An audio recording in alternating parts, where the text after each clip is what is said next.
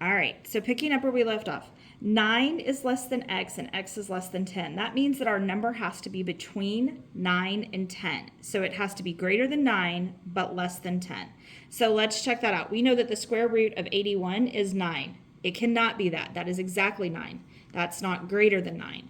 3 times pi. So I'm going to take my calculator. 3 times 3.14 and I get 9.42. Okay, that one's looking pretty good. Square root of 86 is 9.27. So that one's looking pretty good. 88 over 7, which remember can just be 88 divided by 7 if you don't want to go through the whole fraction. Obviously way too big.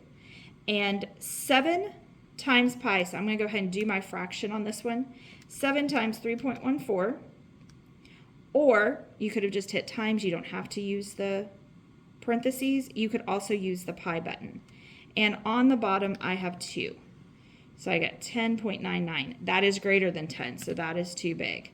So my two choices were B and C. Okay? All right, so that finishes topic 2. We are now moving to topic 3. This was the only part of the test that was actually a major grade. Okay, so this one was a major. So let's look at the first one. It says, order the numbers from greatest to least, show your work. Remember that when you order them, you always have to go back to the original. And the first thing we do is put them into decimal. So I have 76 divided by 9. So I know that that's 8.4 repeating. These stay the same. And then I have 2 times the square root of 19, and that's 8.71. Okay, so now I can see my numbers, and I'm going greatest. So my biggest one is 9.58. I'm always going to go back to my original. Then I have 9.35, again, using the original value. 8.7 is greater than 8.4. So 2 times the square root of 19, which leaves me with 76 over 9 as the smallest. You did need to put them back using these numbers. If you used the values that you got underneath, I did not accept that. And also if you wrote 1, 2, 3, 4 up above those numbers, we've talked about that it has to be the numbers ordered, okay? All right, this would be considered showing your work. So let's go over here. It says, in a bike race, Bob finished 5.73 minutes, Jan in 57.12 minutes, John in 56.89 minutes, and Lauren in 56.875 minutes. Put the times in order from fastest to slowest. If you are the fastest person, you take the least amount of time. If you are the slowest person, you take the greatest amount of time. And this one I would have accepted either in the number order or with their names. Either one was okay. So I'm going to go through and look, and my lowest number is a 6, and then they both have 8s. So I have to go to that next number, a 9 and a 7. 7 is smaller. So 56.875 would go first, okay, or Lauren. Then that leaves me with the 56.89, or John. Okay, now I'm to the 7s, and I have a 7, a 3, and a 1. 1 is smaller, so 57.12, which was Jan. And then Bob was 57.3. He was the slowest person. He took the greatest amount of time. Okay. All right, on question number 9, it says, which numbers from this list are less than negative 0.94? Less than means that they are going to be more negative. Again, it says select 2, so we need to check each one. So we have negative 15 divided by 16, or you could put that in as a fraction, so I get negative 0.93. That 3 tells me that that one's out. Okay, I have 0.2, that's a positive, can't be less. 97% is positive. So both of those are positive, they cannot be less. I'm now actually only left with 2 answers. Okay, so let's check those. So I'm going to do my mixed number of negative 2 and then 2/5. And I want that as a decimal. So negative 2.4, that would be more negative. And because that's a 5 instead of a 4, this one would be more negative.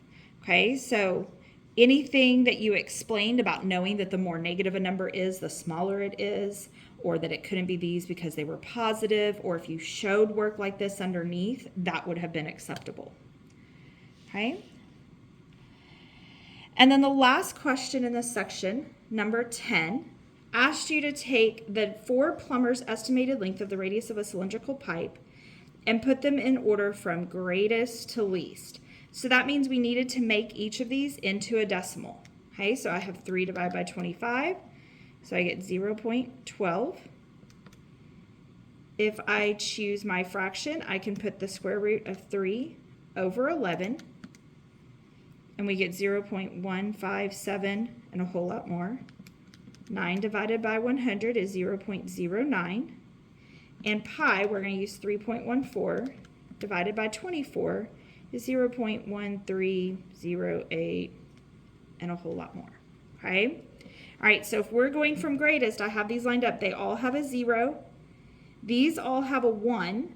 Okay, so this one is obviously my smallest because it's the only one that has a 0 in the tenths place. Okay? Then I have a 2, a 5, and a 3. The greatest of those would be 5. So it would be the square root of 3 over 11. Or if you wanted to tell me that x, I was fine with either version on that. Okay, so I've got this one taken care of. I'm just going to put a little mark through that so I know I'm done. Then I have a 2 or a 3. 3 is bigger. So pi over 24, which was z. Okay. And then I know that this one had to be next, so that was 3/25, and that was plumber W. And then we'd already said this one was our smallest, so 9 over 100, which was plumber Y. Okay, and I would have accepted either answers, but you did need to have this information, something that showed that you had changed those to decimals to show your work. All right, we are now on to topic 4. Which is on that very last page, and it was scientific notation. Okay, all right, so the first question says a researcher measured approximately, this really long number, teeny tiny grams of bacteria in a sample. How is the number expressed in scientific notation? Reminder that scientific notation is always a number times 10 to the power. This is what scientific notation should look like.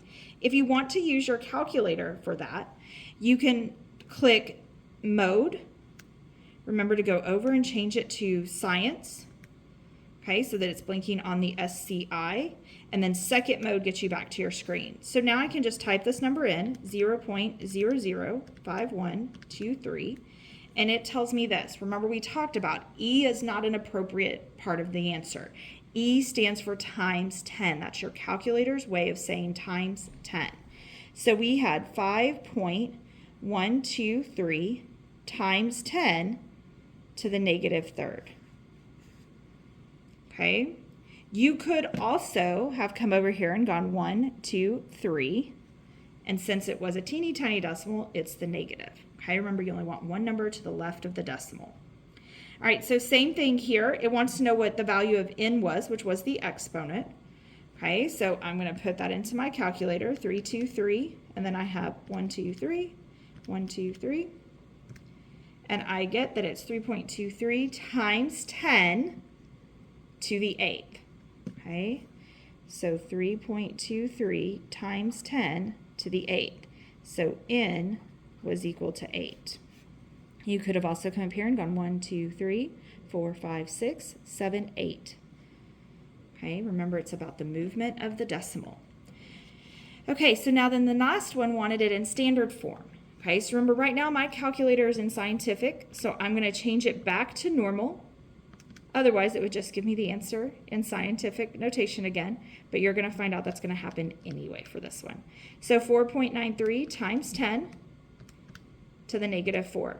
Now notice that it gave it to me in scientific notation again. We talked in class about that could sometimes happen, especially on these decimals, because it doesn't have the place values to move where you need to move.